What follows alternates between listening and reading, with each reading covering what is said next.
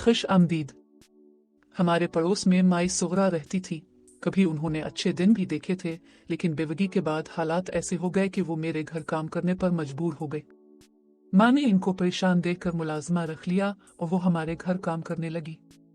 माई सुगरा का एक ही बेटा था जिसका नाम इरशाद था। इसे पढ़ने का शौक था, मगर इस खातून के हालात इजाजत ना देते थे कि अपने बच्चे को पढ़ा सके। हालांकि गांव के स्कूल की फीस भी इन दिनों बराए नाम ही थी।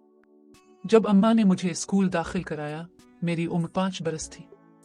पहले दिन स्कूल जाने का तजर्बा अच्छा ना रहा। लड़कियों ने मुझे सताया, बाल खींचे और कुछ लड़कों ने मेरी किताब छीनने की कोशिश की तो वो फट गई। मैं रोती हुई घर लौटी। माँ ने मुझे इस कदर गमजदा देखा तो पूछा, क्या बात है? मैंने कहा कि स्कूल के लड़के और लड़कियां बहुत बुरे हैं, वो मुझे तंग करते हैं, अब मैं कभी स्कूल नहीं जाऊंगी। माई सुगरा ने सुना तो बोली, मैं कल जाकर सारी बातें टीचर को बताऊंगी, वो उन बच्चों की पिटाई लगाएंगी। अगले दिन जब मैं माई सुगरा के हमरा स्कूल जाने लगी तो उनके बेटे इरशाद ने कहा, अम्मा अगर आप मुझे स्कूल दाखिल करा दें तो मैं देखूंगा कि कौन नौरीन को कुछ कहता है। मैं इस बच्चे की ऐसी पिटाई लगूंगा कि वो याद करेगा। इस पर अम्मा बोली, बेटे तुम स्कूल में दाखिला ले लो और नौरीन के साथ आया जाया करो। तुम्हारी फीस, किताबों का खर्चा सब मैं दूंगी। माई सुगरा की तो दिली मुराद पर आई। अगले दिन इरशाद को स्कूल में दाखिल करा दिया गया। वो उम्र में मुझसे 4-5 साल बड़ा था। हम इकट्ठे स्कूल जाते। मुझे इसके साथ तहफ्फुज महसूस होता, यूं मेरी इसके साथ उनसियत हो गई। इरशाद रोजाना शाम को किताबें लेकर आ जाता, हम मिलकर सबक याद करते। बड़ा होने की वजह से वो पढ़ाई में काफी तेज था। हम दोनों भैया के कमरे में बैठकर पढ़ते क्योंकि मेरा भाई शहर पढ़ने गया हुआ था। इन दिनों मेरी उम्र 9-10 साल के करीब थी। इतनी मासूम थी कि दुनिया की बातों को नहीं समझती थी, मगर इरशाद 13-14 बरस का था। इसके बारे में घर वालों को कोई बदगुमानी न थी। अम्मा उसे अपने बच्चों जैसा समझती थी और अब ज्यादा उसका ख्याल रखने लगी। कहती थी कि इरशाद स्कूल में नौरीन का ख्याल करता है, तभी शरीर बच्चे इसको तंग नहीं करते। यूं ही 2 साल गुजर गए। अब इरशाद में कुछ तब्दीली आने लगी। मैं और वो जब तन्हा होते वो मुझसे अजीबो गरीब बातें करने लगता। इन बातों का रद्द अमल ये होता कि मैं परेशान भी होती थी और कभी झींप जाती, लेकिन इन बातों का जिक्र मैं कभी किसी से ना करती थी क्योंकि मैं इसको अपना मुहाफिज समझती थी। इसका साथ मेरे लिए बड़ा सहारा था। मैं किसी सूरत नहीं चाहती थी कि वो कहीं चला जाए। तभी उसकी हर बात मान लेती, जो बातें बुरी करता नजरअंदाज कर दिया करती और पूरी राजदारी से काम भी लेती। इस रोज हमारे यहाँ एक खुशी की तकरीब थी। सो अम्मा ने इरशाद को रोक लिया कि कामों में हाथ बटाए। काम करते हुए वो गुनगुनाने लगा तो पता चला कि उसकी आवाज बहुत अच्छी है। बस फिर किया था। हर एक ने इससे फरमाइश की कि वो कोई गाना सुनाए। इसने बहुत इसरार पर कुछ शादी के मौका के खुशी भरे गीत सुनाए तो मेहमान झूम उठे। फिर तो सारी रात इसके गीतों ने रुत जगह का समा बांध दिया। जब सब थक कर सोने चले गए तब अम्मा ने इरशाद से कहा कि तुम भी यही मेहमानों वाले कमरे में सो जाओ। सभी नींद की आगोश में जा चुके थे, लेकिन मुझे और इरशाद को नींद ना आई। हम दोनों जाग रहे थे। पहले वो उठा और सहन में पड़ी चारपाई पर जाकर बैठ गया।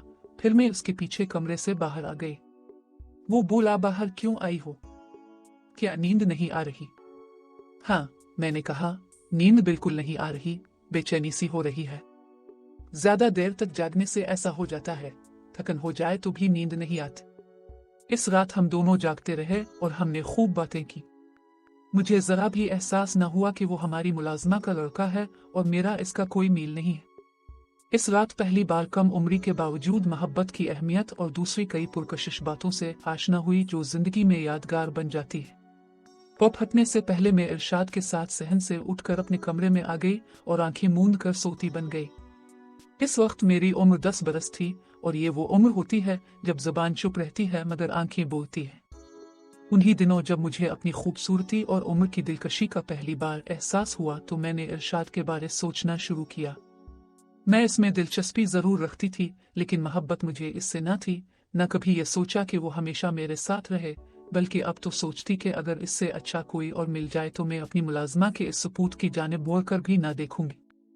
मजबूरी ये थी कि मुझे अभी तक स्कूल में इरशाद के प्रोटेक्शन की जरूरत थी और उसके साथ रहने की आदत ऐसी पड़ गई थी कि इसके बगैर खुद को तन्हा और अधूरा ख्याल करती थी। दरअसल मैं इरशाद को नहीं, इसकी बातों को पसंद करती थी जिनसे मुझे रूहानी सुकून मिलता था।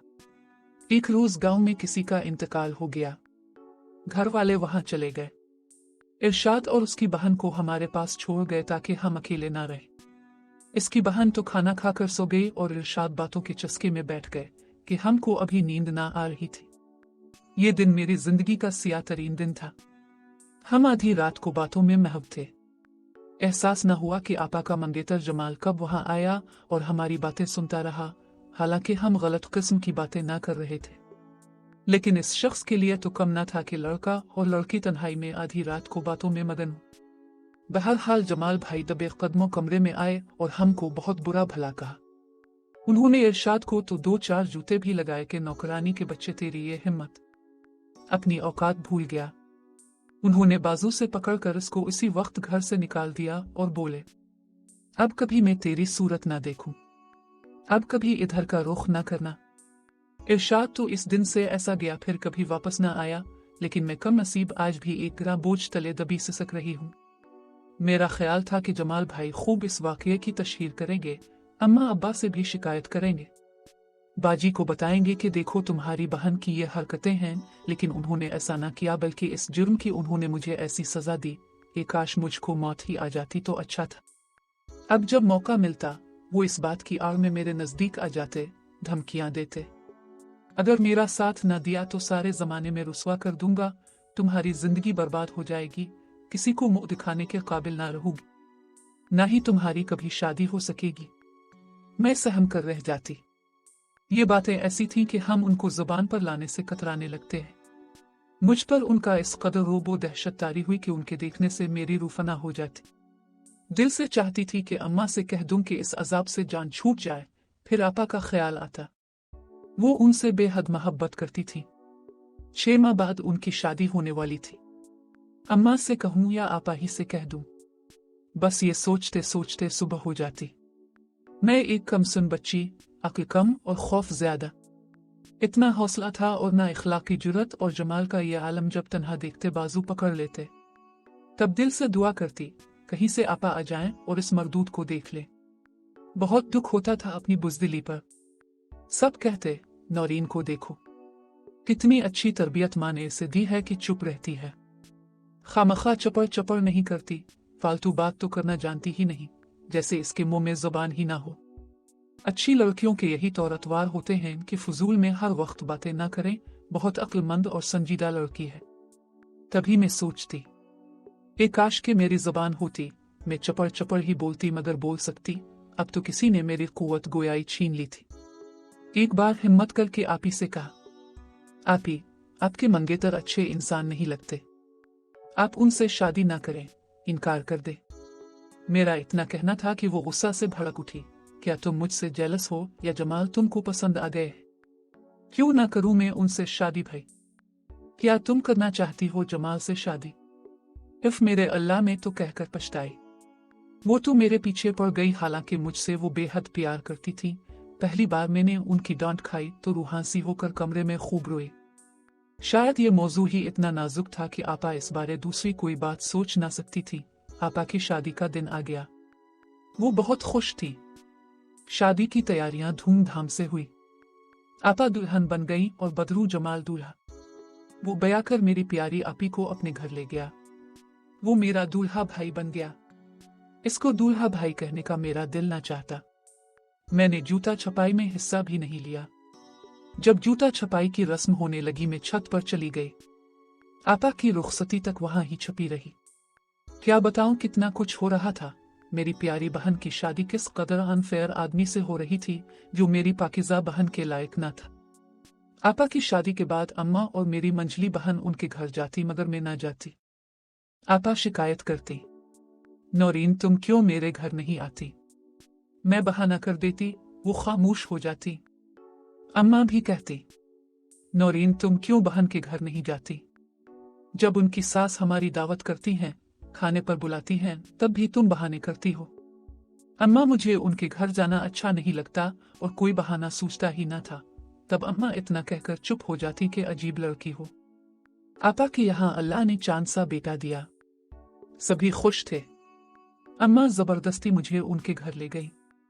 वहां तो मुझको 2 घड़ी बैठना दूभर हो गया कि जमाल का छोटा भाई हमारे पास मनलाने लगा। ये तो आवे का आवा ही बिगड़ा हुआ है, बड़े भाई तो बड़े, छोटे भी कम नहीं।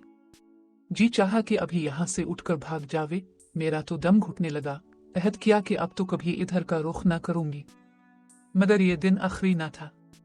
इसके बाद भी कई बार मुझे आपा के घर जाना पड़ा, यूं कि फिर दूसरे बच्चे की पैदाइश, वो अस्पताल में और मैं उनके घर उनके बच्चे को संभाल रही होती। गरज के ऐसे वक्त गुजरता गया। मंजली बहन की शादी हो गई। मैं भी बड़ी और समझदार हो चुकी थी और अब मेरी बारी थी। आपा की सास ने अपने छोटे बेटे के लिए जाने कब से मुझको पसंद करके ये राज दिल में रख लिया था। अब उन्होंने और उनके शौहर ने अपनी गुफ्तगू का जादू चलाया और मेरा रिश्ता कमाल के लिए मान लिया, बल्कि मनवा लिया। आपा भी इस बंधन से खुश थी, मगर दूल्हा भाई इस मामले से दूर और न्यूट्रल रहे। मैं किसी सूरत आपा की देवरानी बनकर उनके घर न जाना चाहती थी। माजी का तल्ख तजुर्बा अभी तक मेरे जहन पर ताज़ियाने लगाता था। ये तो ऐसा जख्म था जो भरने वाला ही ना था। भला जिस आदमी से मैं 10 बरस की उम्र से नफरत करती चली आ रही थी, क्यों कर इसी के घर उसकी भाभी बनकर जाना पसंद करती। होनी होकर रहती है। बुजुर्गों के अपने फैसले होते हैं और वो तो अपने बच्चों के लिए अच्छा ही सोच रहे होते हैं। बहरहाल शादी होना थी हो गई, मगर कुछ दिनों बाद ही मेरे मियाँ का तबादला सरगोधा हो गया। इनको मकान भी मिल गया और वो मुझको लेकर ड्यूटी पर आ गए। अब मुझे दूल्हा भाई की शक्ल देखने से निजात मिल गई। कमाल बहुत अच्छे इंसान थे, मुझे उनसे कोई शिकायत नहीं थी। हम यहाँ शहर में हंसी खुशी जिंदगी बसर करने लगे, मगर कलेजे में एक फांसी चुभी रहती थी। जी चाहता कमाल को बता दूं ये तुम्हारा भाई किस किरदार का मालिक है। खुदा ने मेरी सुन ली और वो नौकरी के लिए 5 साल के कॉन्ट्रैक्ट पर दुबई चले गए। 5 साल में सिर्फ एक मर्तबा ईद की छुट्टियों पर आपा और जमाल घर आए और मैं ईद के बहाने में की चली गई। वो 1 हफ्ता रहकर वापस चले गए। कोई तवील प्रोजेक्ट था और अभी मुकम्मल ना हुआ था, लिहाजा उनको दोबारा 3 साल के लिए कॉन्ट्रैक्ट पर रख लिया गया। वो वही रह गए। मुझे मेरे रब ने सुकून हर शय से नवाजा। प्यारे 2 बच्चे, सास ससुर और शौहर का प्यार, मेरी जिंदगी खुशियों भरी थी। पुराने जख्म भी मुंदमिल लगते थे।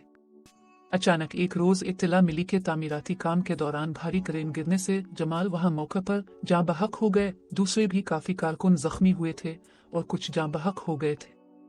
ये एक बड़ा हादसा था। माजी में जो भी बुरा हुआ था, लेकिन यह हादसा इससे बुरा था क्योंकि मेरी प्यारी आपा का घर उजड़ गया था। इनकी बादशाही बेवगी में तब्दील हो गई और उनके 3 बच्चे यतीम हो गए। वो बेवा होकर दूल्हा भाई की मैयत के साथ वतन वापस आई। वो बहुत गमज़दा थी और मुझसे उनका गम देखा न जाता था। मेरे दिल में अपने दूल्हा भाई के लिए गुस्सा तो बहुत था, लेकिन मैंने कभी ये ना चाहा कि आपा को इतना गम मिले कि मेरी बहन बेवा हो जाए। लेकिन खुदा की करनी उनकी किस्मत में ऐसा होना ही लिखा था, सो हो गया। खुदा जानता है मैंने कभी उनको ऐसी बद्दुआ ना दी थी। अल्लाह ताला की मसलहतें और उसकी मर्जी, वो जो चाहे हो जाता है। इंसान तो बेबस है, कादिर की मर्जी के आगे सर तस्लीम खम करना पड़ता है और यही बंदगी का तकाजा भी है। नाजरीन, आज के लिए बस यहीं तक। दुआओं में याद रखिए। अल्लाह हाफिज।